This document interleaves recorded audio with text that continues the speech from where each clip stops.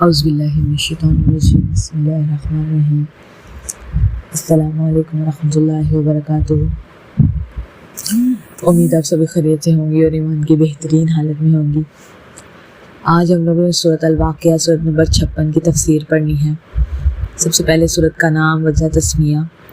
اس سورۃ کی پہلی آیت سے اس سورۃ کا نام ماخوذ ہے، اور وہ آیت یہ ہے: اذا وقعت الواقعات لیس لوقعتها کاذبات۔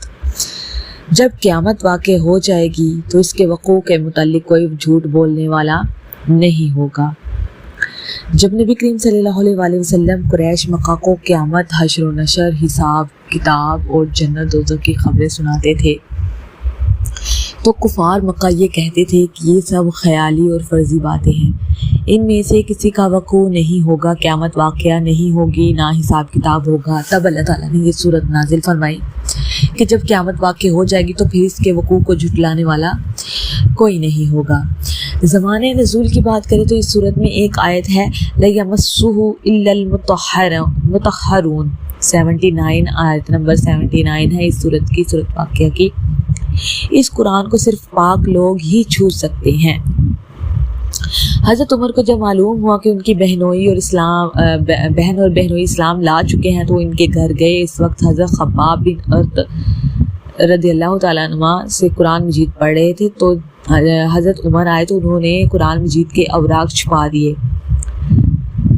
حضرت عمر نے اپنی بہن اور بہنوئی کو مار کر لہو لہان کر دیا۔ پھر جب دل میں رحم آیا تو بہن نے کہا لاؤ مجھے وہ اوراق دکھاؤ، تم لوگ کیا پڑھ رہے تھے؟ ان کی بہن نے کہا میں تم کو وہ اوراق نہیں دوں گی، تم ان کو چھونے کے اہل نہیں ہو، تم غسل جنابت نہیں کرتے اور پاک نہیں ہوتے، اس قرآن کو صرف پاک لوگ ہی چھو سکتے ہیں۔ حضرت عمر رضی اللہ تعالیٰ عنہ نبوت کے 6 سال اسلام لائے تھے۔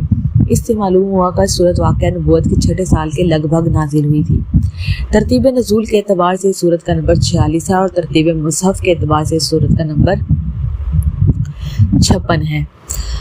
سورت واقعہ کے متعلق احادیث کے بارے میں دیکھیں تو حضرت ابن عباس بیان کرتے ہیں کہ سورت واقعہ مکہ میں نازل ہوئی۔ ابو فاطمہ بیان کرتے ہیں کہ حضرت عبداللہ بن مسعود بیمار ہو گئے تو حضرت عثمان بن عفان ان کی عیادت کے لیے گئے۔ حضرت عثمان نے پوچھا آپ کو کس چیز سے تکلیف ہے؟ فرمایا اپنے گناہوں سے۔ پوچھا آپ کیا چاہتے ہیں؟ فرمایا اپنے رب کی رحمت کو۔ پوچھا ہم آپ کے لیے طبیب کو بلائیں؟ فرمایا طبیب ہی نے مجھے بیماری میں مبتلا کیا ہے۔ پوچھا میں آپ کو کچھ وظیفہ دینے کا حکم دوں؟ فرمایا آپ اس سے پہلے مجھے منع کر چکے ہیں، اب مجھے اس کی حاجت نہیں ہے۔ کہا پھر آپ اپنے اہل و عیال کے لیے کچھ پیش کرنے دیں۔ فرمایا میں نے ان کو ایسی چیز سکھا دی جس جب سے وہ اس کو پڑھ لیں گے تو پھر وہ کسی کو محتاج نہیں ہوں گے۔ میں نے رسول اللہ صلی اللہ علیہ وسلم کو یہ فرماتے سنا ہے جس نے ہر رات سورۃ واقعہ پڑھی وہ کسی چیز کا محتاج نہیں ہوگا۔ حضرت ابن مسعود بیان کرتے ہیں رسول اللہ صلی اللہ علیہ وسلم نے فرمایا تم اپنی عورتوں کو سورۃ واقعہ سکھاؤ کیونکہ یہ خوشحال کرنے والی سورت ہے۔ حضرت ابن عباس بیان کرتے ہیں حضرت ابو بکر نے فرمایا یا رسول اللہ آپ بوڑھے ہو گئے۔ آپ نے فرمایا سورۃ ہود، سورۃ واقعہ، المرسلات، ام یتساءلون اور اذا الشمس کو رت نے بوڑھا کر دیا ہے۔ حضرت جابر بن سمرہ بیان کرتے ہیں کہ رسول اللہ صلی اللہ علیہ وسلم اس طرح نماز پڑھتے تھے کہ جس طرح آج کل تم نمازیں پڑھتے ہو، لیکن آپ بہت تخویف سے نمازیں پڑھتے تھے۔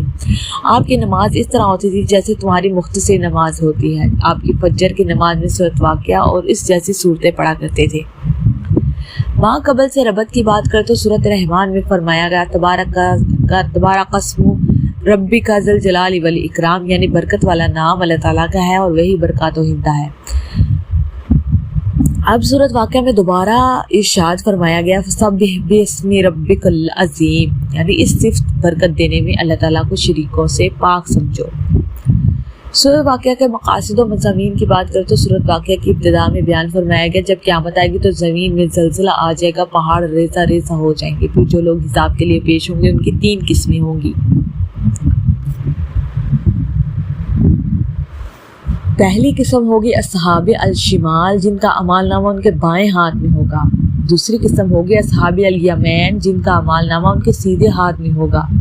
تیسری قسم ہوگی السابقین نیکی کے کاموں میں جلدی کرنے والا یا بڑھ چڑھ کر نیکی کرنے والا۔ پھر اللہ تعالیٰ نے یہ بتایا کہ ان میں سے ہر فریق کی آخرت کے دن کی کیا جزا ہوگی۔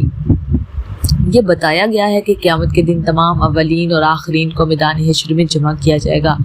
پھر اللہ تعالیٰ کے وجود، اس کی وحدانیت، اس کی تخلیق، اس کی قدرت کے کمال پر دلائل قائم کیے گئے، اور انسان کی تخلیق، زمین کی پیداوار، بارش کے برسنے اور ایندھن میں جلانے کی قوت سے انسان کے دوبارہ پیدا ہونے پر استدلال کیا جائے گا۔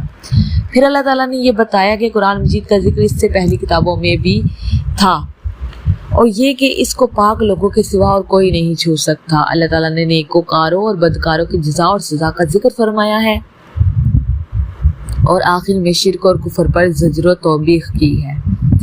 تو یہ تھی آج کی سورت مکمل کی تفسیر، بالکل آسان سے الفاظ میں۔ امید ہے آپ کو آج کے سبق آسانی سے سمجھ آ جائے گا۔ دعا میں یاد رکھیے گا۔ السلام علیکم ورحمۃ اللہ وبرکاتہ۔